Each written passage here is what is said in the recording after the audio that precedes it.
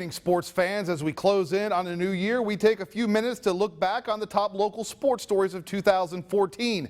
Championships were won, amazing performances were had, and as you're about to see, plenty of sports success here in the Coastal Empire and Low Country the past 365 days. The Georgia Southern Eagles soared in with the first big local sports story of 2014. In January, Willie Fritz was introduced as the Eagles' new head football coach.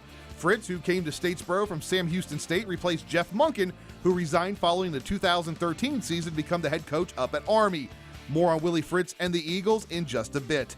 The 2014 high school basketball season was capped off with a state championship for the ladies of Bullock Academy. The Lady Gators claimed the GISA Class AAA state title with a 46-29 victory over Stratford Academy.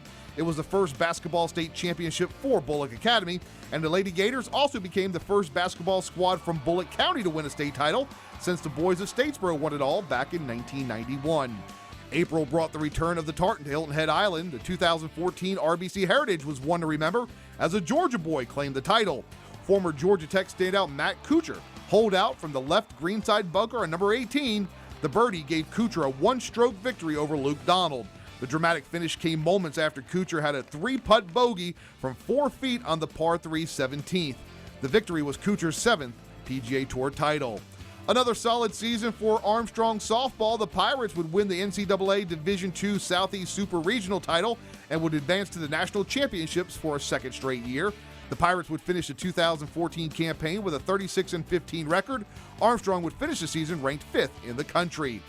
Later in the spring, the Coastal Empire would watch the Benedictine Cadets march to a state baseball title. Benedictine would claim the 2014 GHSA Class AA state championship with a 7-2 win over Greater Atlanta Christian in Game 3 of the championship series. The state title by the Cadets was the first for a Benedictine baseball squad since 1961. The 2014 Cadets would finish the season with a 31-7 record. Staying on the diamond, the Georgia Southern baseball team would have a memorable final season in the Southern Conference. The Eagles played 6 games in the SoCon tournament to claim the program's 6th Southern Conference tournament title, the first since 2011.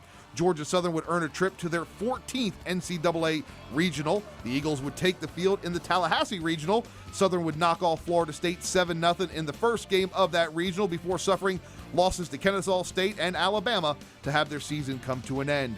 The summer would see a son of Savannah win his first tournament on the PGA Tour. Former Savannah Christian standout Brian Harmon would shoot 22 under par to claim the title at the John Deere Classic. Harmon would beat Zach Johnson by a stroke. On the same day Harmon was winning his first title on the PGA Tour, another golfer from Savannah was in the mix at the U.S. Senior Open.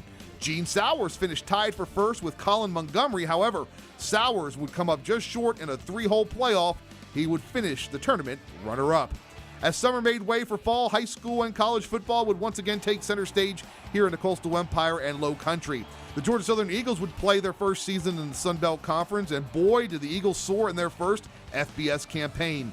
After putting a scare in North Carolina State and Georgia Tech early in the 2014 season, Georgia Southern would go on to run the table in the Sun Belt Conference. The Eagles going a perfect 8-0 in Sun Belt play, and with a victory over Louisiana Monroe in the finale, the Eagles would claim the outright conference title. Georgia Southern would go 9-3 in their first season in the FBS. On the high school gridiron, a pair of Savannah schools would claim state titles. Memorial Day would win their second straight GISA Class AA state title with a victory over Piedmont Academy. And after falling in the state semifinals in 2013, the Benedictine Cadets would play for a GHSA Class AA state championship in 2014. The Cadets would avenge a season-opening loss to Greater Atlanta Christian with a 45-21 victory over GAC in the finale up at the Georgia Dome.